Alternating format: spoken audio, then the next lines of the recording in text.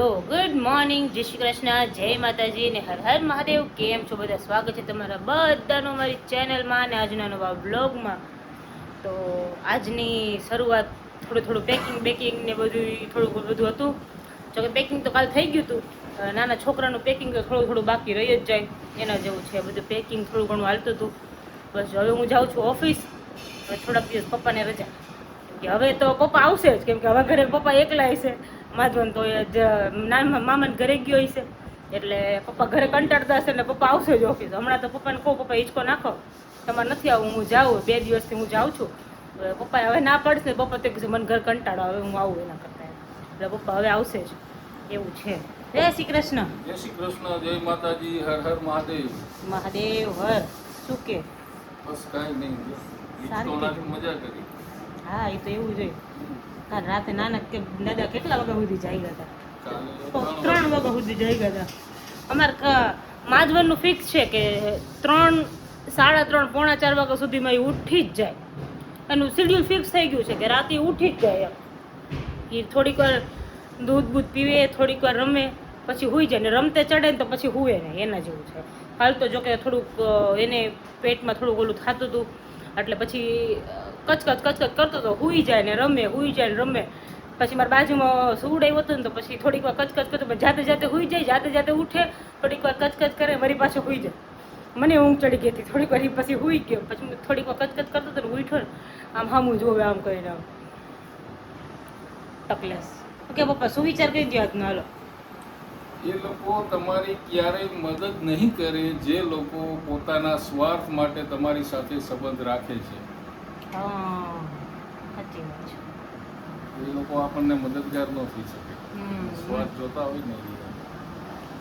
અને અહીંયા જો નાસ્તો લે કે પાછળ આવીને બે ગયા, ખબર મમરાનું જય શ્રી કૃષ્ણ. જય શ્રી કૃષ્ણ, જય માતાજી, હર હર મહાદેવ. મહાદેવ બધાય મહાદેવ હર. મમરા વધારે છે. ચેવડો બનાવો છે ને તો મેં લાવ પેલા ઈ કર નાખો એમ. હા. મારે વાસણ બધા નીકળી જાય સાચી વાત. એટલે ને જો આંબલી હજી આ અડધી આંબલી બાકી. અડધી, પછી મમરાનું કરીને આંબલીનો વારો છે. હજી ઈ પૂરી કરવી છે. હા, અમે મામાને ઘરે જઈશું, પછી દાદુ ને દાદી બેય નવરાય છે. એટલે દાદીને જેટલું કામ હશે ને એટલું થઈ જશે, કેમ કે આની પાછળ કેટલો ટાઈમ વયો જાય. અત્યારે જેટલા કામ કરવાનું એટલા થાય નહીં, કેમ કે હવે જઈશું ને એટલે નવરા જઈશે એટલે બધું થઈ જાય. કેમ સવારનું કામ એટલું બધું હોય નહીં, કેમ કે કામ કરી જાય આંટી, એટલે રસોઈ બનાવવાની હોય. પણ હવે તો મમ્મી ને પપ્પા બપોરે 2 જઈશે, કેવલ તો સુરત જતા રહે, ઓલો સ્કૂલે જતો રહે, એટલે 2 જણ હશે તો ગમે ત્યારે ખાય તો હું તો નહોતી, ગમે ત્યારે ખાય ત્યારે હાલે, બરાબર ને? હાલે મારે કેટલું કામ છે. હા, હજી અમારે ઘર સાફ કરવું છે, ઘઉં આવશે ઈ સાફ કરવાના રહેશે. એટલે મેં કીધું ઈ નથી ને પછી આ ખેપટ ઈ તો હું ઘઉં ની તો બધું હું આવી સાફ કરવા. પણ એમ નહીં, આ ઘર સાફ કરવું હોય ને તમે જાવ પછી થાય. આને ખેપટ ઉડે ને શરદી થઈ જાય, બીમાર પડે ઈ. એટલે કે તું જા ને પછી થોડું કરી નાખી એમ. જો હજી આ બધું તો બાકી ને બાકી ભરવાનું, લંગોટિયા ને બંગોટિયા ને બધું. અને એમ તો એની દવાઈ હોય ઈ કાલ તમે જાવ ત્યારે જ લેવાની થાય ને. આપણે ટીપાની પીવડાવતા હોય તો એટલે એમ તો એનું તો છેલ્લે પેક કરવાનું રહે થોડું તો બધું એ બાકી જ રાખ્યું અડધું એનું. એટલે હજી તો અમારે સૂતક જાય પછી ઘર ને બધું સાફ કરવું પડશે, કેમ કે કાલે અમે મંદિરે જવાના છીએ અને દર્શન કરાવવા. કાલે કેમ કે આજે 40 દિવસ થાય છે, એટલે કાલે દર્શન કરાવવા જઈશું. 1 દિવસ પછી જાય ને તો વધારે સારું એમ. એટલે હવે કાલથી બધું દીવાબત્તી ને બધું થશે, બધું નોર્મલ. કે પગે લગાડવા પછી તો અમે જ્યારે જાશું ને ત્યારે તમને જેમ કીધું, અમારા બાપાનો ફોટો છે મંદિરમાં, એટલે મંદિરમાં દર્શન કરી દઈશું. અમારા બહુચરાજીમાનું મંદિર છે અહીંયા, ત્યાં દર્શન કરાવી આવશું. એટલે સૂતક ને એવું બધું થઈ જાય ને દર્શન થઈ જાય ને પગે લગાડાઈ જાય, એટલે બધું હાલે. મહિનો થઈ ગયો ને એટલે પછી દર્શન કરે. સારું, ચાલો તો હું જાઉં ઓફિસ.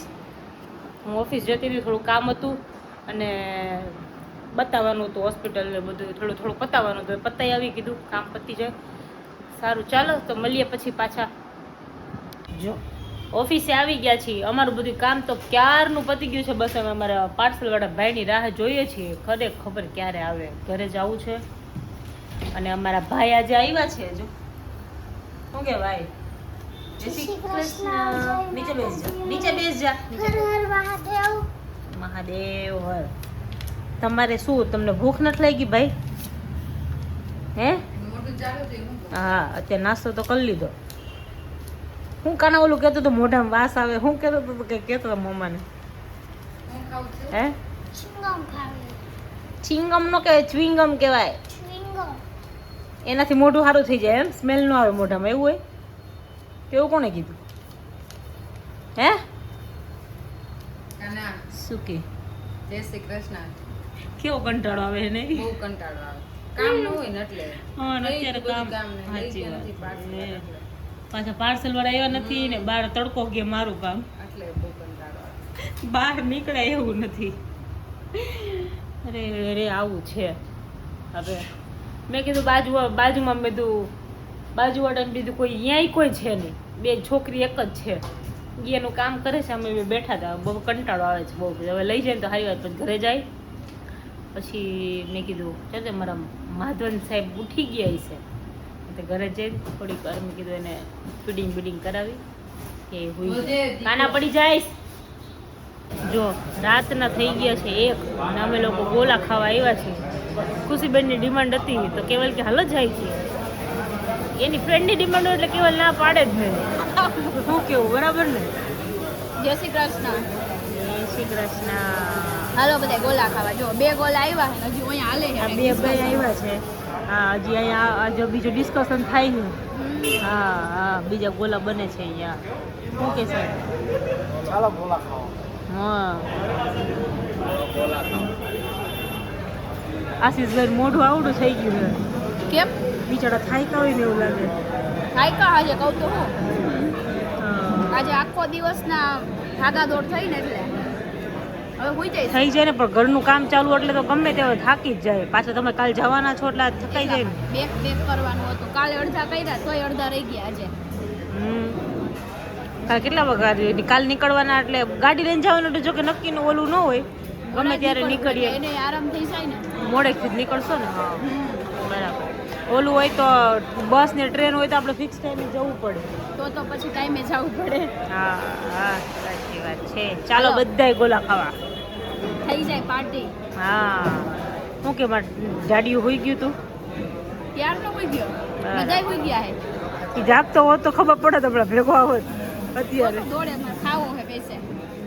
અને ખાઈએ ખરો. હા હા હા. જો મસ્ત ગોલો ખાઈને આવી ગયા અને અરે રે રે રે છાનો રાખો ઉઠે નહીં જોજો. સારું ચાલો તો હવે બ્લોગ અત્યારે પૂરો કરી દઈએ, પછી બાકીનું કાલે બોલીશ. હવે ઘરે ઉઠી જાય છે. મળશું પાછા કાલના નવા બ્લોગમાં. ત્યાં સુધી બધાને ગુડ નાઇટ, જય શ્રી કૃષ્ણ, જય માતાજી ને હર હર મહાદેવ.